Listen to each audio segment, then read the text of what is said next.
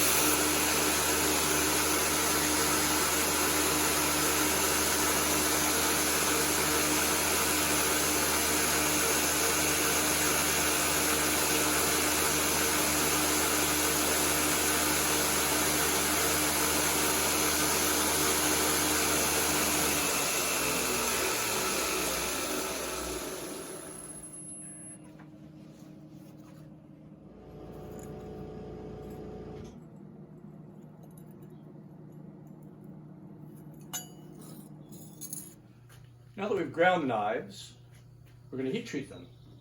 So first thing I want to do is heat up my quench oil. So all this forge is heating up at the right temperature. I have heated up a bar, so we'll just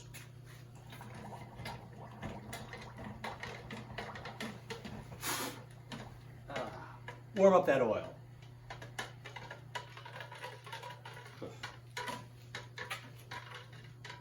Generally don't want to sit in the smoke.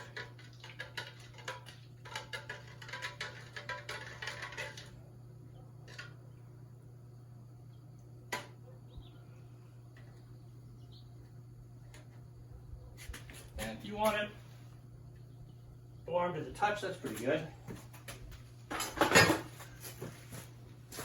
We want to check. Yeah, it's 155 degrees. It'll cool down a little by the time I get the knife normalized and ready to go in. So here's our knives, and we'll be taking one, and I'll show you the heat treat on it.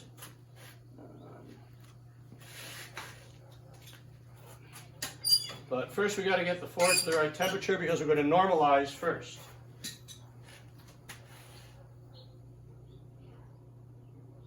So the beauty of my ribbon burner forge here. It's a NARB, which is a naturally aspirated ribbon burner. It's got 1/8 inch holes in it, and I can really tone it down quite a bit.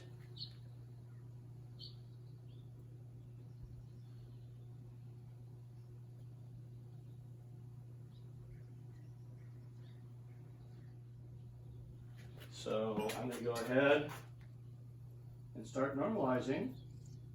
This is 1084, pretty easy steel to use, but I still want to go through a normalization cycle, 3 cycles. I'm going to start at about 1650 and work it down from there.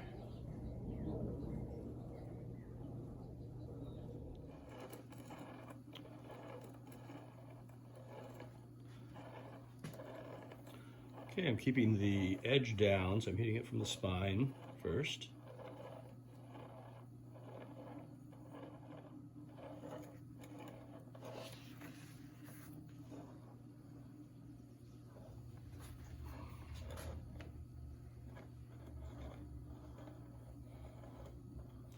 We want to do this first normalization at about 1650.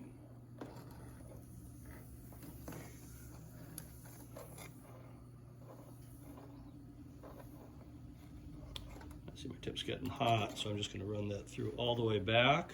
It's a little cooler. Or you can just take it out for a moment. But nothing in this forge is too hot, so it can soak at that temperature. It's not going to hurt it.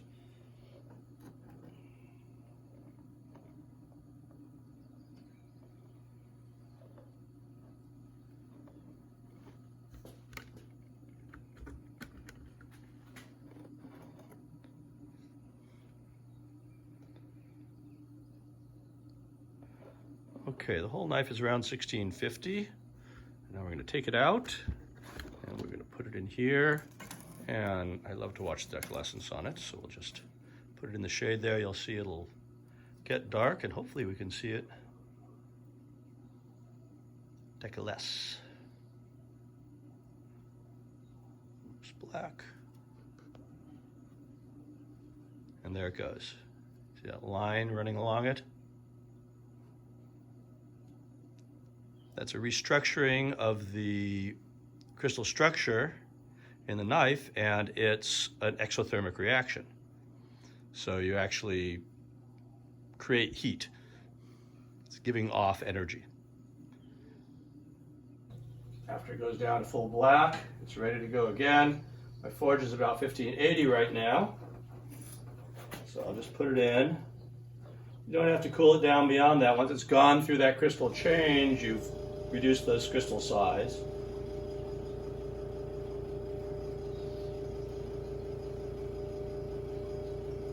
But I want to do that 3 times. My forge is at 1570 right now.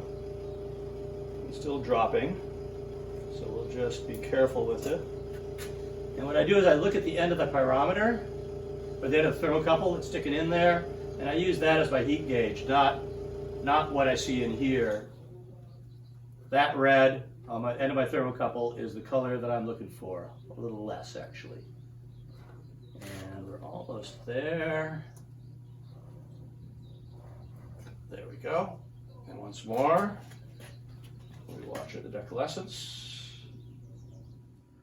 Cool down. This is just, I'm just putting this forward because it's dark. I haven't been using this, it's room temperature. And we can watch the decalescence. Well, it shows up really nice on the screen here. Hope you guys, same for you. And let it get to black. While it's doing that, I'm gonna turn down the forge a little more.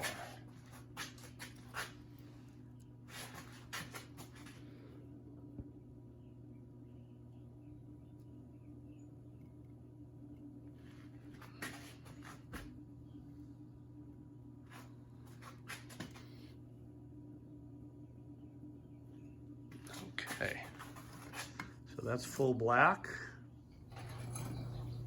We'll just plop her in again and go for a third thermocycle.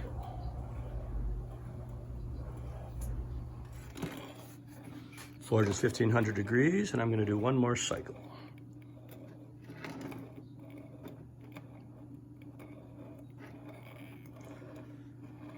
Move it back and forth like this because the temperature is not, it's not equal. There's hot spots and cool spots, and this helps it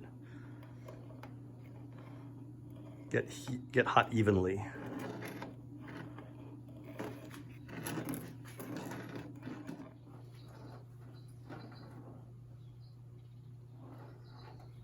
Go.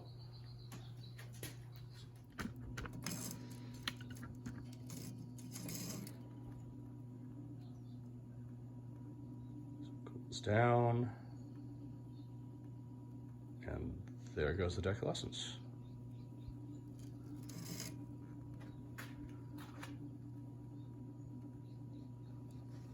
Warms up again, cools down again.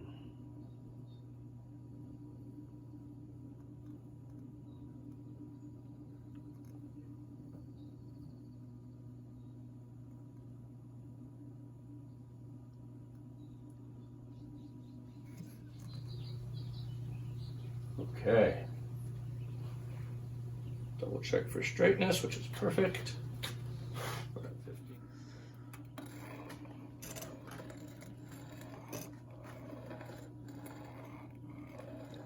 Now the heat treat. Temperature of the forge is at 1470, 1480. It drops a little when I put the knife in because it's sucking up some heat. It comes up pretty quick. For one thing, it's a small knife.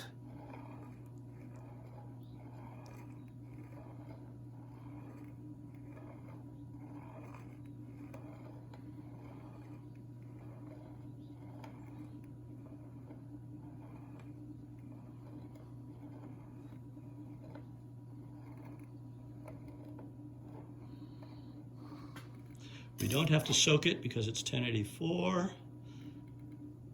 If it was different metals, I would want to soak it.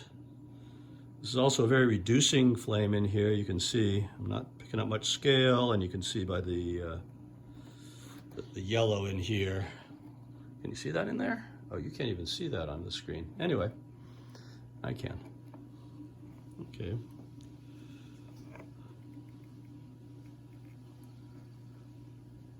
$14.55.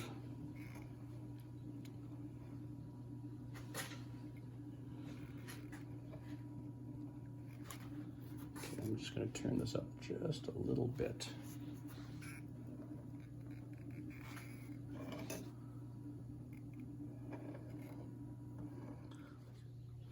And we're going to quench because we've gone through 3 cycles.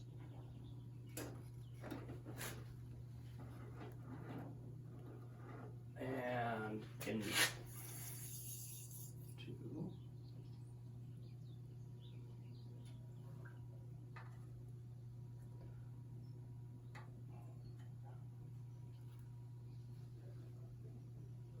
Okay. Put looks nice and straight. A little bit of a bend to it right there, actually. Usually don't get.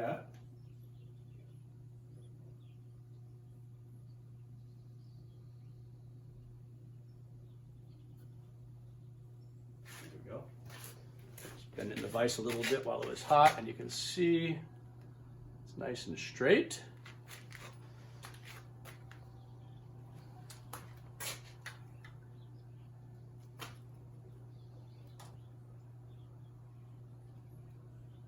Oil drip off.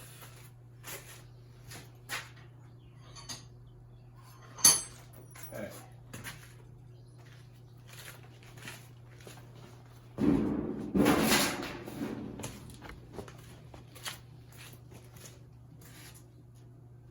Okay, we put it in the vise. I'm gonna let it cool there to room temperature, and then we'll check the RC on it and see where we're at. We should get a really good high, mid-60s or higher range on it. I haven't used 1084 in a long time, so we'll see what we get. At least I haven't used 1084 since I got the Rockwell Hardness tester, so it'll be interesting to see our results. Okay, we'll be back in a bit.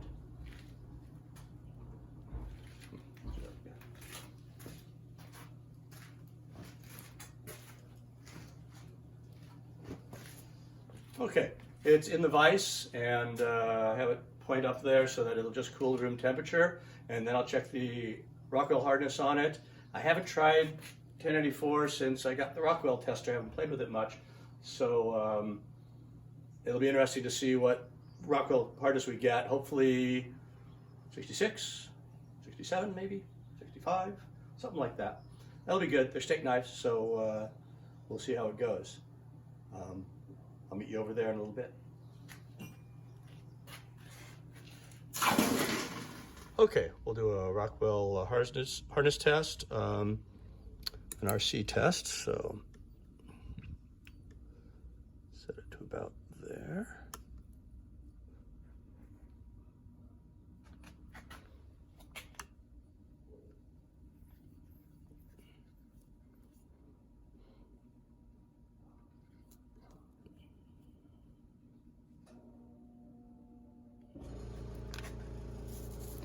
Good, and this is an RC 1, 2, 3, 4, 5, 6.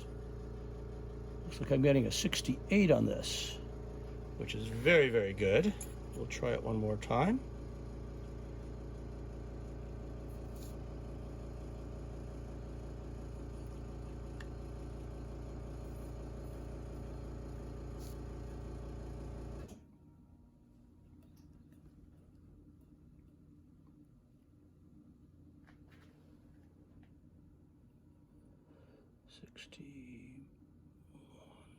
Two, 3, 4, 5, 6, 7, 67 and a half. So this one is a very good heat treat. You can see the only negative is it puts these little dings in it, which I then have to grind out, which I found are sometimes reasonably deep. But this one has enough meat to do it with. So there we go. We'll call it RC 6768. Okay, the knife is tempered, and I did check after the 2-hour mark here, and it was 61. Should be the same. Do not go by the color of the knife when you temper things in the oven, because it's not the same as when you torch temper. So what we see is some, almost getting into some peacocks here, almost. Okay.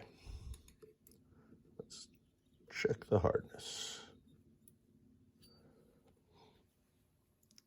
Okay, bring it to 10.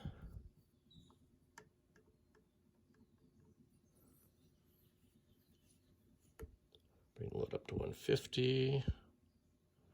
Back down to 10. And the difference that dimple makes will show on this scale.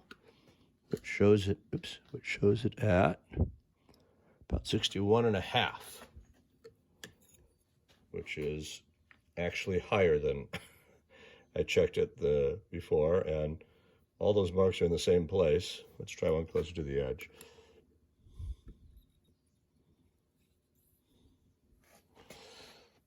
So I don't know if I gained a half a Rockwell point. This thing is plus or minus 1, so I'm sure it's just